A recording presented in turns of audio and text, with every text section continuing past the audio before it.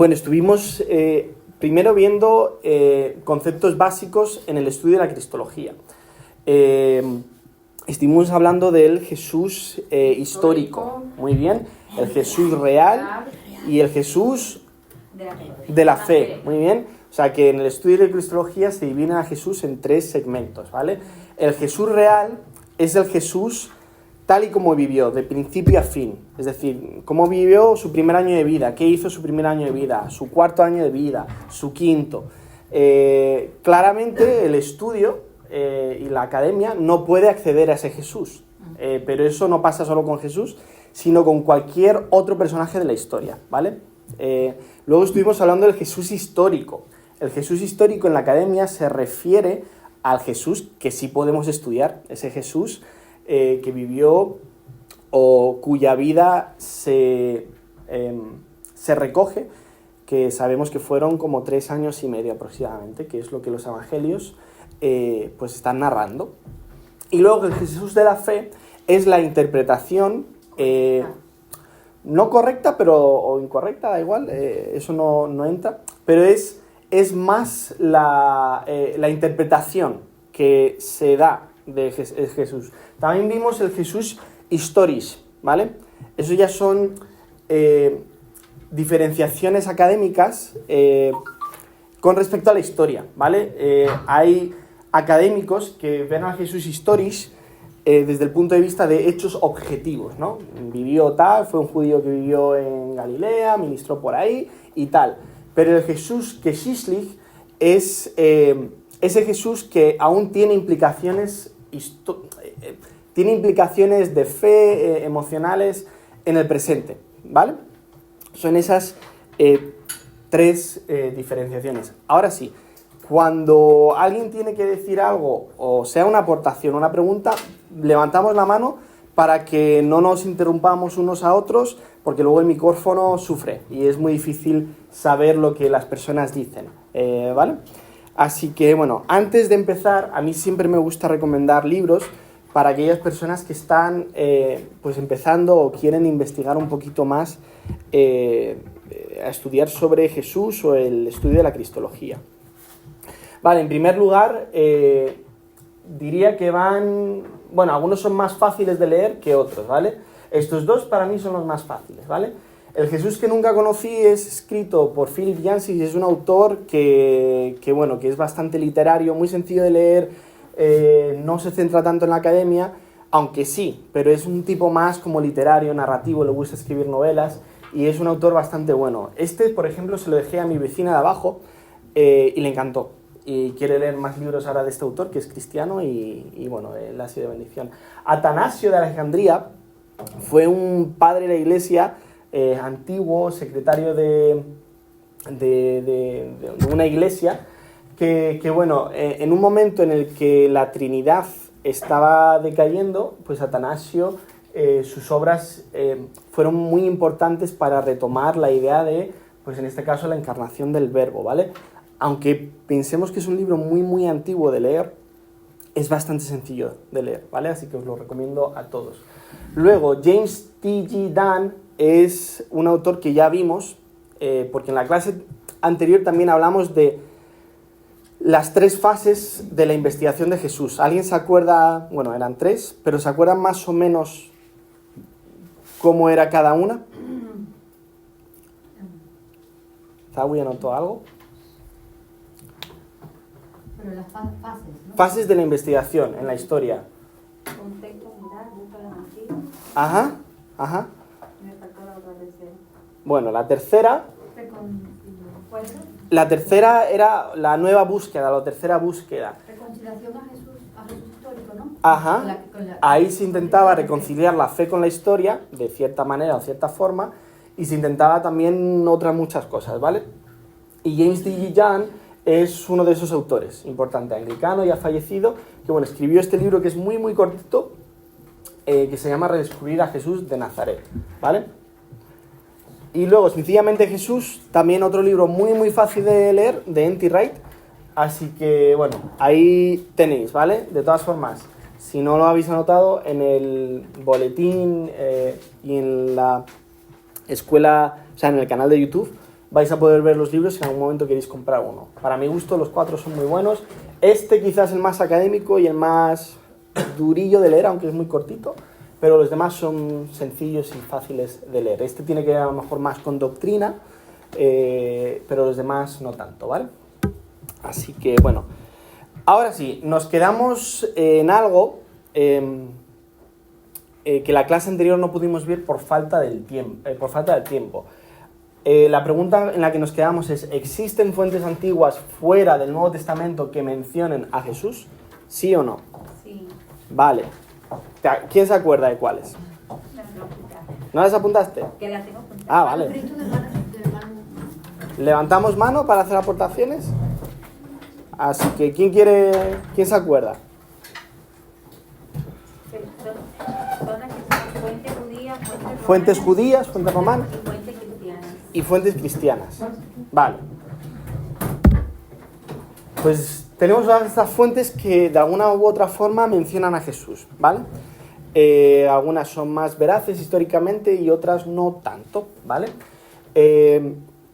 Como no estuvimos detallando todas, y todas requieren un estudio propio, voy a hacer un breve resumen, pero los manuscritos del Mar Muerto fueron textos recogidos sobre el Antiguo Testamento, también literatura judía apócrifa, se descubrieron en 1947 y datan, pues eso, de entre el 150 a.C. y el 68 después de Cristo.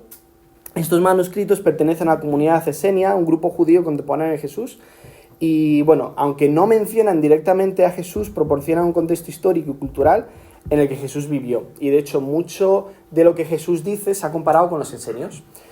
Luego tenemos a Flavio Josefo, es un historiador judío muy muy importante que escribió sobre la historia del pueblo judío, valga la redundancia.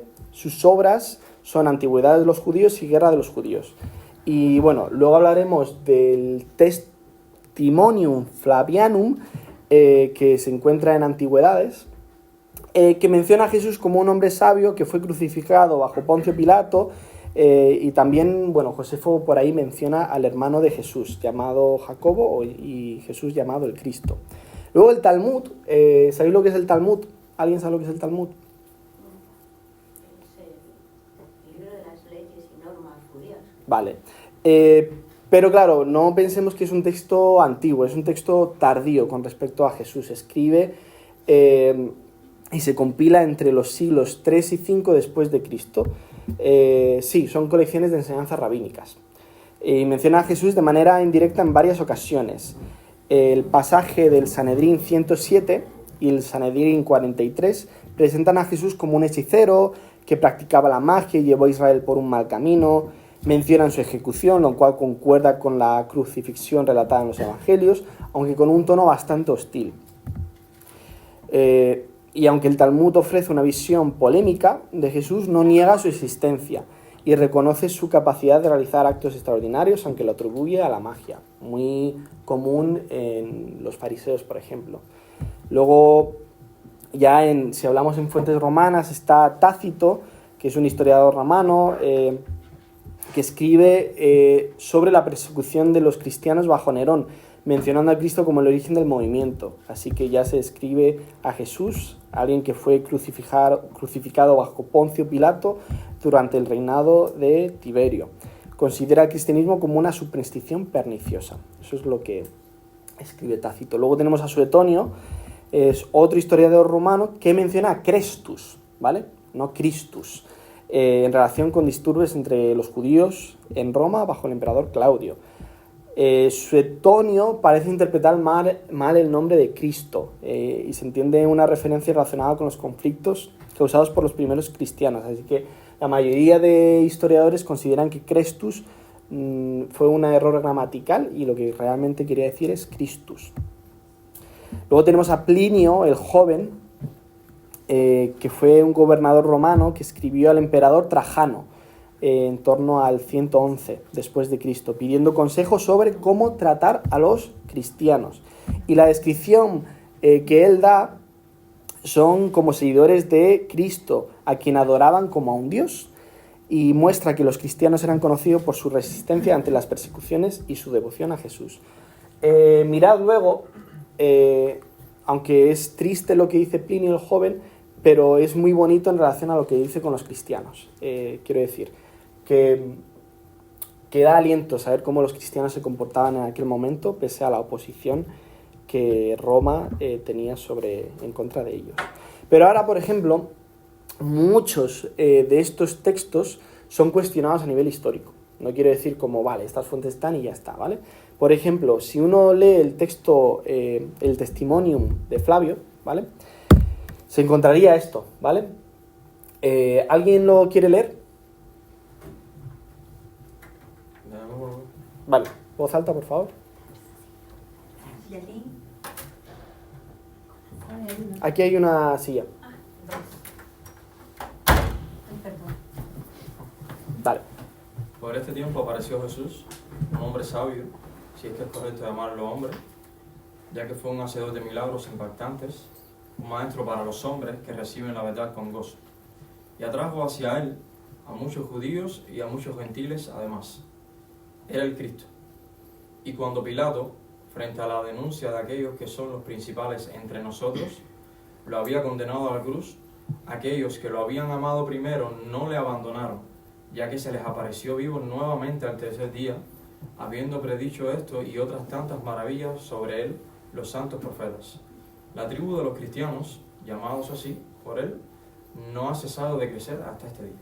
Vale. ¿Qué os parece? Bonito, ¿no? Genial. Nos llama tribu. Se llama tribu, algo más. ¿Qué os parece? Lo que está entre corchetes es que también lo dijo, ¿no? Que lo Sí, puso así. sí. Bueno, ¿qué pensáis de esto? Antes de ir a ello. Que ya sabía que hombre era, pero no era. ¿Vale? Vale. Dice hombre, dice un maestro para los hombres. Si es que es correcto hombre, si es llamarlo correcto llamarlo hombre. Vale. ¿De qué época es? Estaríamos hablando del siglo I, del primer siglo. Que Flaviano estaba a un paso a ser cristiano. Bueno, pues uno cuando ve la historia se da cuenta de que es muy improbable que Josefo dijera esto tal cual. Y de hecho hay muchas dudas porque Josefo no fue cristiano nunca, ¿vale? Así que lo que he marcado en rojito es quizá lo que los historiadores dudan y lo que es muy evidente cuando uno trata de leer a Flavio Josefo. Se cree que muchos cristianos que copiaban y eran copistas, pues añadieron sus interpretaciones a lo de Josefo. Así que mucho de lo que Josefo supuestamente dijo era improbable que lo dijo, porque él como judío era muy improbable que reconociera a Jesús como el Cristo, que significa el Mesías. Era muy improbable que ya se empezara a separar a Jesús y la deidad y decir, bueno, sí es que es correcto llamarlo hombre, y luego que afirmara la resurrección, ¿vale? Es muy improbable.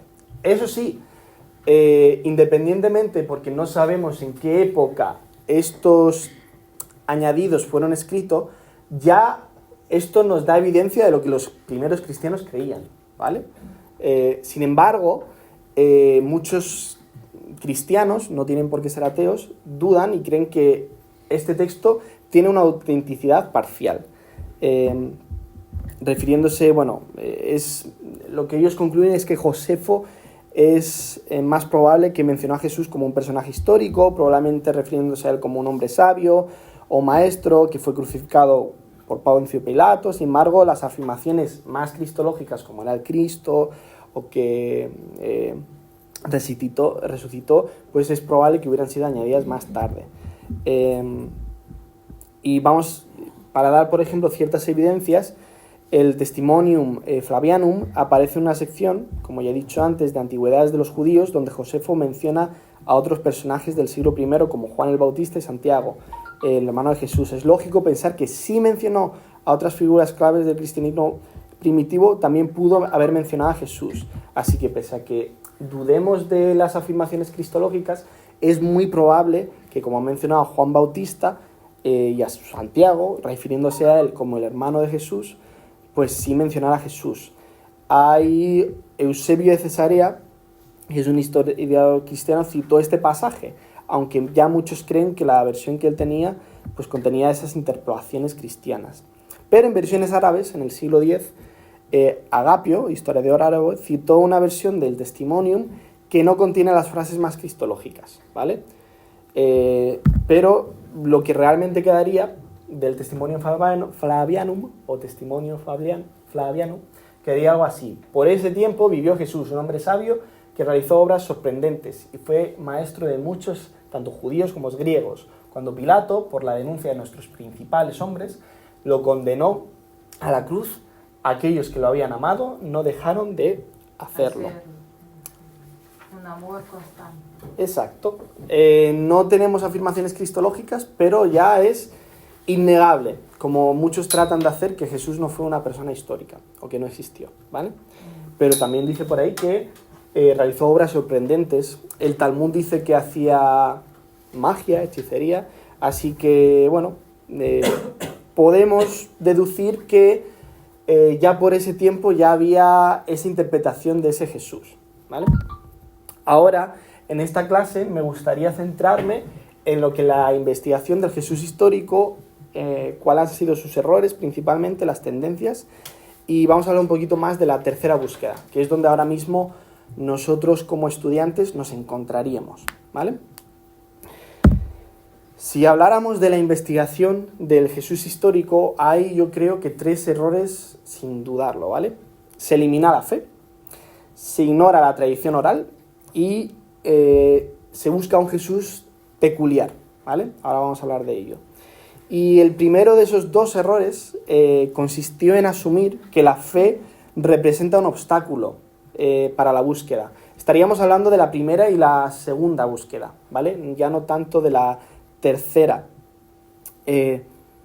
Recordad que en la tercera búsqueda ya se intentan reconciliar fe e historia de cierta manera, pero se entendió la fe como algo que tiene que ser eliminado a fin de que el investigador esté en condiciones de obtener una visión nítida del Jesús histórico. La respuesta de los investigadores de la tercera búsqueda es que, por el contrario, la investigación debe comenzar desde el a priori histórico de que Jesús provocó en los discípulos un impacto relacionado con la fe. De modo que la única manera de aproximarse a Jesús históricamente es hacerlo a través de dicho impacto. No podemos renegar del impacto que ha tenido Jesús en la fe de las personas. Así que olvidar eso es quizá un error académico serio, porque hay que estudiar la historia a través también de ese impacto. Luego, el segundo error, muchos historiadores han asumido que la transmisión de Jesús debía entenderse exclusivamente de forma literaria, de lo que se ha escrito, pero sin entender el carácter oral de las primeras tradiciones. Mucho en el primer siglo, y los discípulos, pese a que escribían, pero mucho se dio por tradición oral, y esta transmisión oral pudo haber influido fuertemente en la forma duradera, de la tradición sobre Jesús, y no se ha investigado suficientemente cómo funcionaba este proceso antes de ser escrito. Y luego, el tercer error, que yo creo que es el más importante y el que más ha permeado, porque quizá los 2 primeros se relacionan más a la academia, pero el tercero yo creo que ha afectado también incluso a la Iglesia, es que se ha buscado un Jesús peculiar, distinto de su contexto judío, tratando de identificar elementos que lo hagan destacar. Y esto ha desviado la investigación al intentar aislar a Jesús de su entorno natural. Y ahora vamos a hablar un poquito más de ello, ¿vale? Y de hecho es lo que más me quiero centrar en esta clase, pues se separa a Jesús de su judaísmo.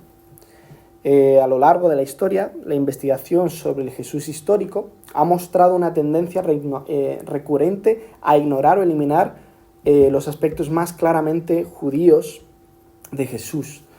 Y esta actitud tiene su origen, aunque no nos guste escucharlo y oírlo, con el antisemitismo cristiano. Y la creencia del cristianismo había reemplazado al judaísmo, presentando a Jesús como una figura opuesta al contexto y a su contexto judío. Y a partir del siglo II, por ejemplo, autores como Ignacio de Antioquía acuñaron el término cristianismo. Ahí es a principios del siglo II, es cuando se empieza a hablar de cristianismo, pero no empezó como una forma de, bueno, seguimos a Cristo, sino que se definió en contraposición del judaísmo, lo que contribuyó a la demonización de los judíos vistos como responsables de la muerte de Jesús y por tanto deicidas. ¿Alguien sabe lo que significa deicida? Matar a Dios. Exacto, muy bien, lógico, sencillo, ¿vale? Pues eso, siempre la Iglesia cristiana a lo largo de la historia ha considerado al pueblo judío como los responsables de la muerte de Dios, ¿vale? Sin embargo, en la investigación teológica del siglo XIX, esta tendencia también se ha manifestado en la idealización de Jesús y el desprecio hacia el judaísmo, representando como figuras como los escribas, quienes eran retratados como opuestos a Jesús en términos de moralidad y religiosidad. Hay teólogos como Albert Schweitzer y Wilhelm Boset reflejaron esta separación al representar a Jesús como el liberador del legalismo judío, ¿vale? Vale. En la segunda búsqueda, ¿os acordáis de Bultmann? Era un teólogo liberal que dijo, bueno, todo esto del Jesús de la fe, todo esto de que realizó milagros, todo esto de que era Dios, todo esto es mito, esto no tiene nada que ver con la historia. ¿Y qué hacía él? Él quería, por así decirlo, encontrar a Jesús desde un punto de vista más existencial, más espiritual, para que lo entendáis. Bultmann, en la segunda fase, sí reconoció el contexto judío de Jesús.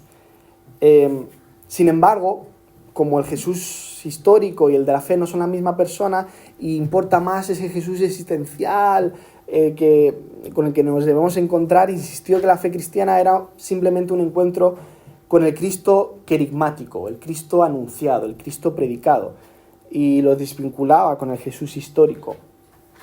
En esta época, incluso después del Holocausto, muchos teólogos continuaron viendo el judaísmo como una etapa superada, perpetuando esta visión negativa. Finalmente, en la búsqueda post-bultmanniana, el criterio de discontinuidad, que ahora voy a explicar qué es, siguió distanciando a Jesús de su entorno judío a pesar de reconocer su origen judío, y continuaron subrayando las influencias helenísticas por encima de las judías en su enseñanza. El criterio de discontinuidad es, por así decirlo, es un método que los académicos utilizaban para llegar al Jesús real, por así decirlo. No al Jesús real que ha existido, pero al Jesús que sí, que fue ese, ¿vale?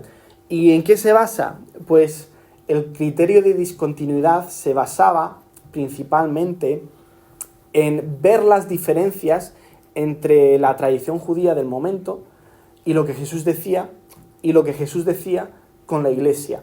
Si había diferencias entre lo que Jesús decía y lo que los judíos decían, entonces eso era más certero con respecto a Jesús, o con la Iglesia primitiva. Entonces, bueno, si se diferenciaba, entonces eso sí podemos deducir que es el Jesús que realmente existió.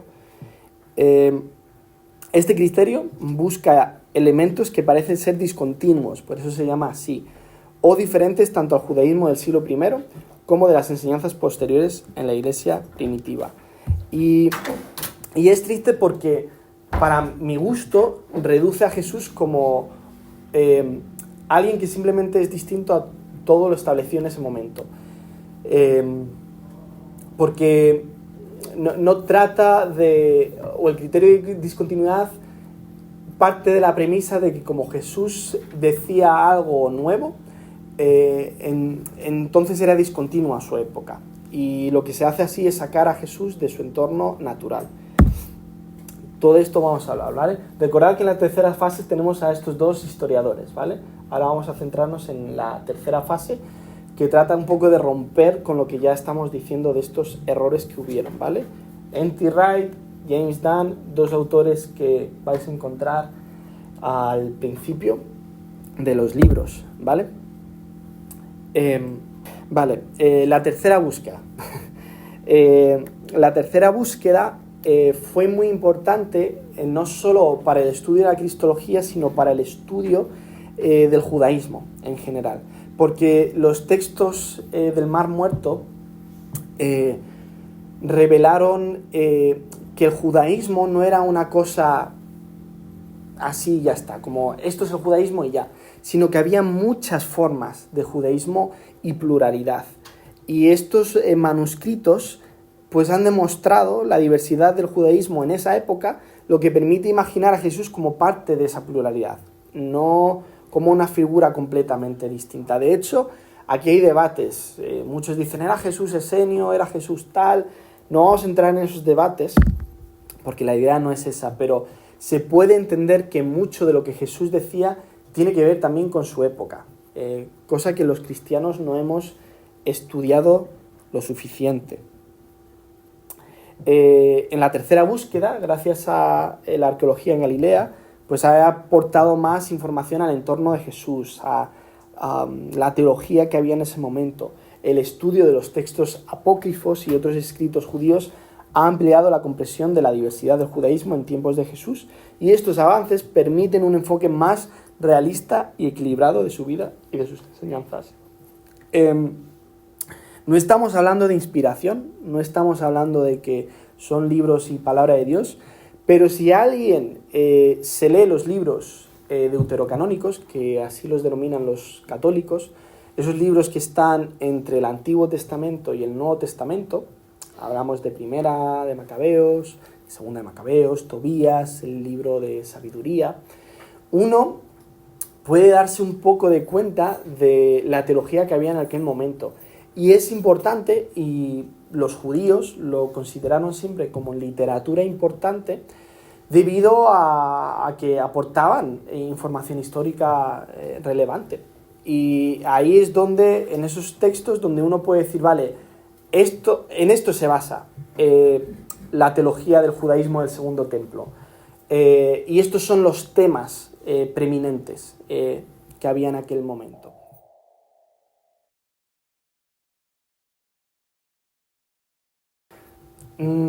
A ver, recuerda que la academia hace 3 diferenciaciones, ¿vale? La academia, independientemente de sea cristiana o sea atea o no creyente, entiende al Jesús histórico como aquel Jesús que vivió en su etapa, ¿vale? En esos 3 años y medio, lo que se ha recogido de él. Y luego el Jesús de la fe es la interpretación. Muchos estudian al Jesús Dios desde un punto meramente mítico. Los que no creen en Dios dicen, bueno, ¿cómo Jesús o cómo la Iglesia ha comenzado a entender a Jesús como Dios? Intentan recabar información sobre cómo empezó esta creencia de que Jesús era más que un hombre.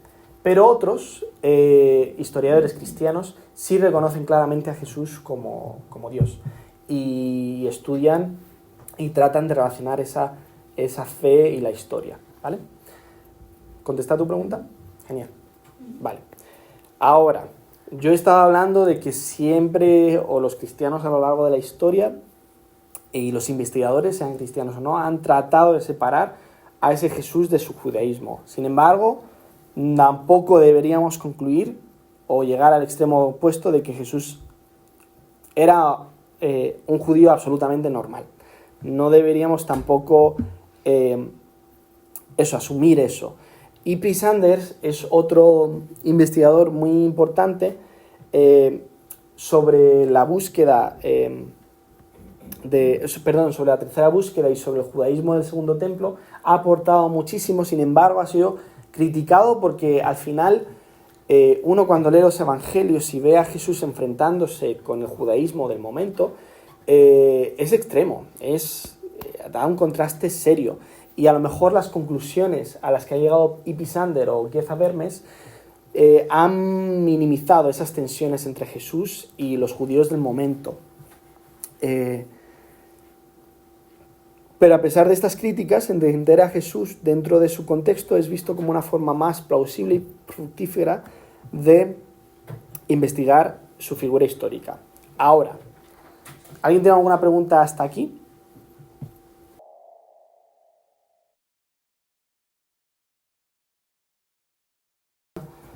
Bueno, respondiendo a esa pregunta,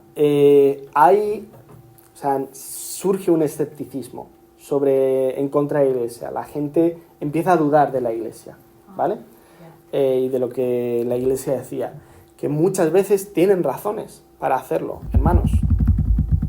Esto fue creído desde mucho tiempo, hasta que los investigadores se pusieron serios. Si ya los cristianos empezaron a hacer copias que no eran exactamente lo que historiadores querían decir, entonces ya aún muchos pueden llegar a dudar sobre si lo que se ha dicho o el Cristo querigmático anunciado es realmente como la Iglesia ha dicho. Ahora, la cuestión del Jesús judío nace no de los investigadores, nace de la Iglesia. O sea, la Iglesia en algún momento de la historia llegó a ser antisemita. No tenemos que irnos tampoco lejos o atacar a otras tradiciones. En el protestantismo, tradición de donde nosotros venimos, hubo antisemitismo. Martín Lutero, uno puede decir, bueno, habían razones contextuales, yo creo que fueran razones heredadas y tradiciones heredadas, pero había un antisemitismo claro. Y eso da muchos problemas luego a la hora de entender el mensaje de Jesús. Porque lo que pasa, Laura, es que los investigadores, cuando trataban de separar a este Jesús, querían buscar como a un Jesús peculiar, como algo completamente distinto. ¿Qué pasa? Que eso ha concluido en enseñanzas basadas en el contexto del propio investigador y no en el contexto de Jesús. ¿Vale? Sí. Ahora, sí.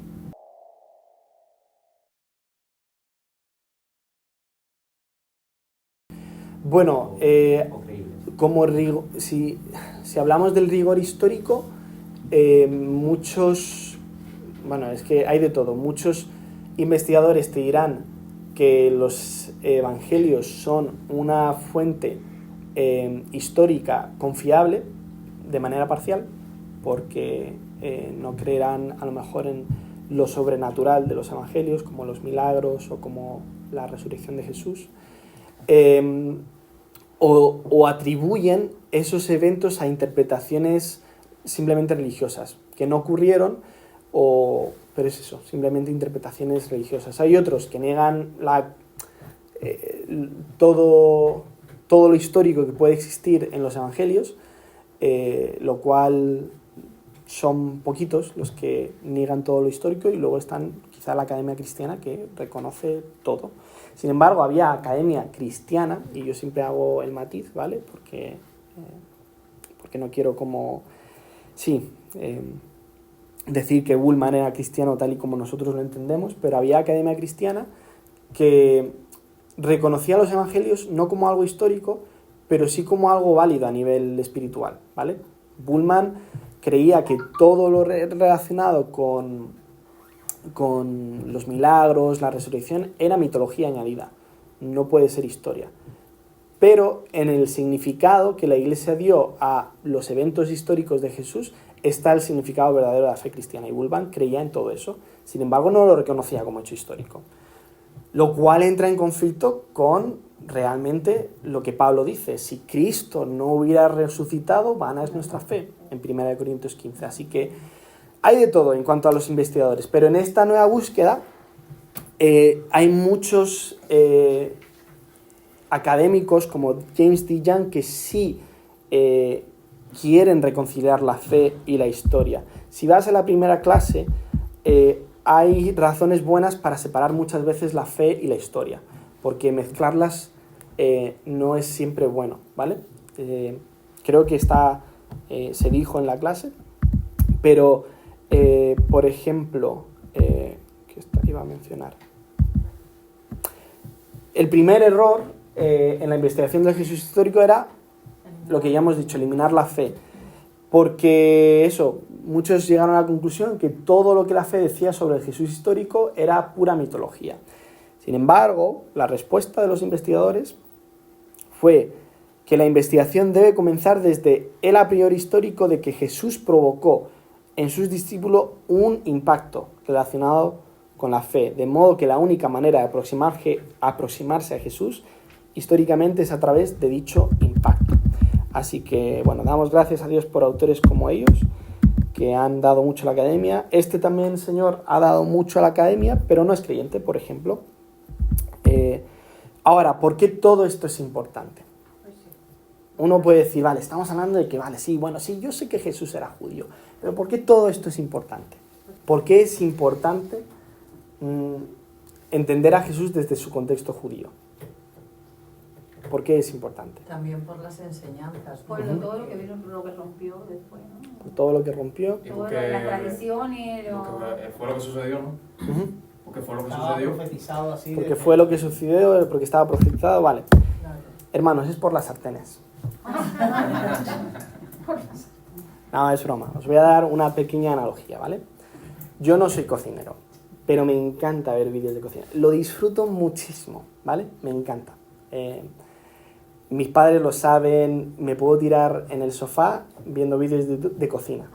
Desde vídeos, escucha, desde vídeos de la comida más basura impresionante a la comida más sofisticada. Pam me lo dice. Y digo, Pam me dice muchas veces, vamos a ver una peli. Y digo, no, vamos a ver YouTube. Y dice, no, solo ves vídeos de comida. Y es cierto, pero yo no soy cocinero, ¿vale? Pero a veces veo a cocineros más sofisticados, ¿vale? No hace ni una pizza cuando Nico se pone. Eso, no hago ni una pizza, ¿vale? Sin embargo, el ver muchos vídeos de cocina me ha permitido escuchar que hay discusiones sobre sartenes, ¿vale? Pues eso, he escuchado a veces discusiones sobre los méritos respectivos de cocinar en una sartén de hierro fundido o de aluminio. Han corrido rumores sospechosos de que el aluminio se cuela en la comida, pudiendo causar enfermedades como el cáncer. Por tanto, es posible imaginar que en una reunión familiar algunas personas quieran ir por lo seguro, utilizando utensilios de cocina más antiguos y probados, mientras que otras personas esperan utilizar las nuevas sartenes.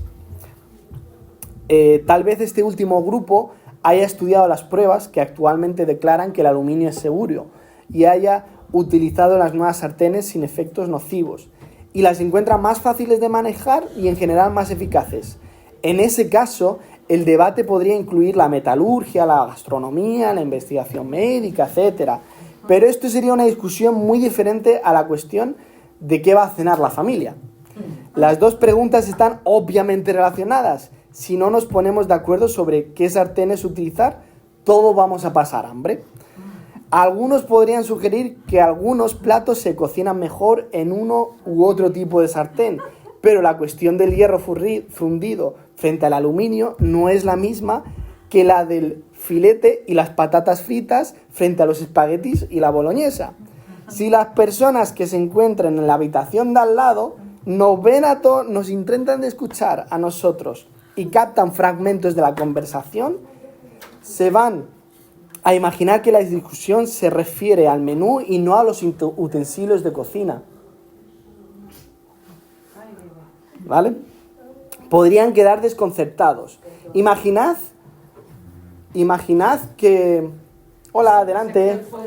No pasa nada, no pasa nada. Personas, perdona, molestar, ¿vale? Cierro la puerta. ¿Vale?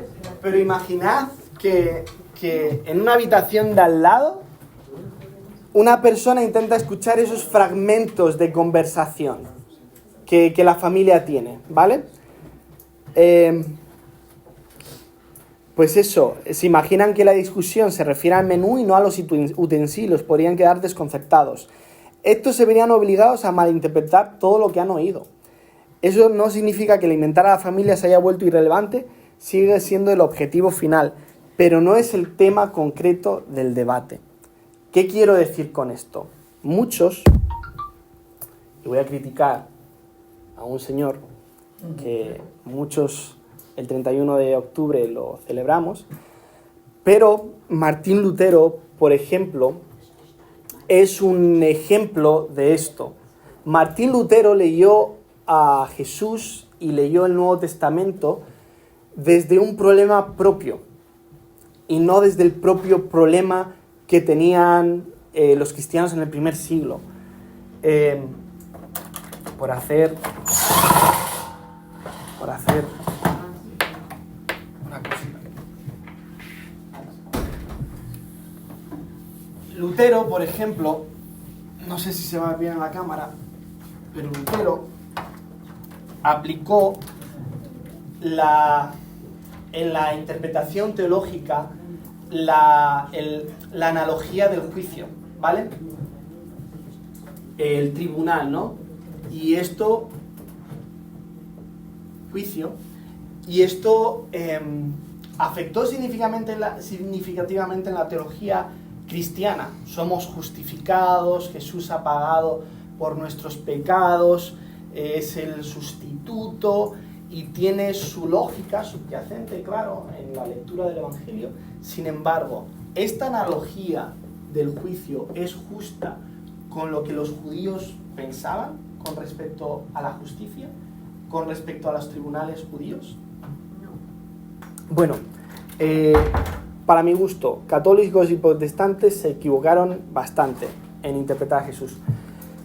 Pero Lutero, los problemas de Lutero estaban relacionados más con el problema a lo mejor del purgatorio, ¿vale? Purgatorio, ¿vale? ¿Y qué pasa? Que el tema de las indulgencias, que fue el principal tema discutido por Lutero contra la Iglesia Católica, planteaba esa duda. ¿Yo voy a ir al cielo o al infierno? Y Lutero, en base a ese problema, hizo toda su teología, lo cual era necesario en aquel momento, era muy importante. Sin embargo, a lo largo de la historia heredada del evangelicalismo, hemos concluido en que el mensaje de Jesús se basaba en cielo o infierno. Y si habéis estudiado escatología con nosotros, ya sabréis que esto es muy reduccionista en respecto al mensaje de Jesús.